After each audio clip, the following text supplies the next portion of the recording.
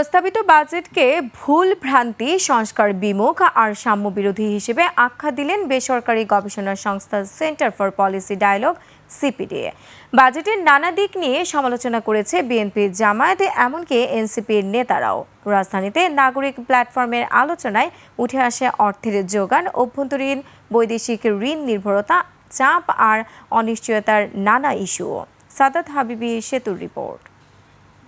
জীবন অবাক না করলে কে করবে? 28% মিল্ক ফ্যাটের অবাক করার সাথে ফ্রেশ মিল্ক পাউডার। জীবন অবাক করুক প্রতিদিন।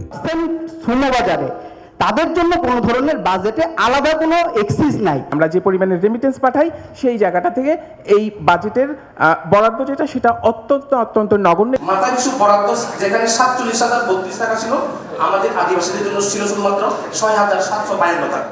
জাতীয় বাজেটে অবহেলিতরা কি পেয়েছে সেই প্রশ্নের উত্তর খুঁজতেই বেসরকারি উন্নয়ন সহযোগী আর গবেষণা সংস্থাদের সমন্বয়ে গঠিত নাগরিক প্ল্যাটফর্মের এই আয়োজন।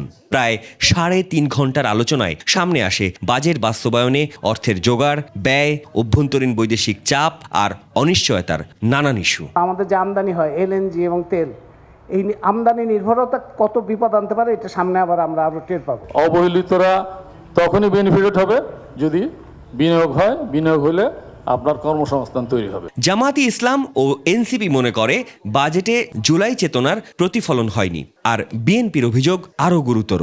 আমরা ডিটেল শেয়ার করেছি, এই পেপারটা কিন্তু আমাদের বাজেটের আগেও রেডি ছিল, বাট আনফর্চুনেটলি কেউ আমাদেরকে রিচ আউট করে নাই।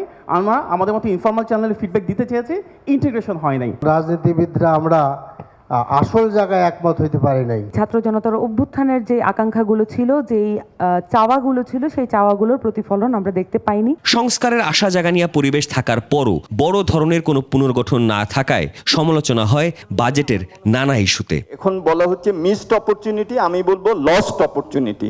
কারণ হলো যে এইবারই কিন্তু একটা সুযোগ ছিল একটা বেঞ্চমার্ক করে যাওয়া, যে বেঞ্চমার্কের ভিত্তিতে আমরা আগামীতে যে নির্বাচিত সরকার আসবেন তাদেরকে আমরা অ্যাকাউন্টেবল করতে পারতাম। আপনি যখন রিফর্ম করতে যাবেন, you have to feel discomfort. This budget has not created any discomfort.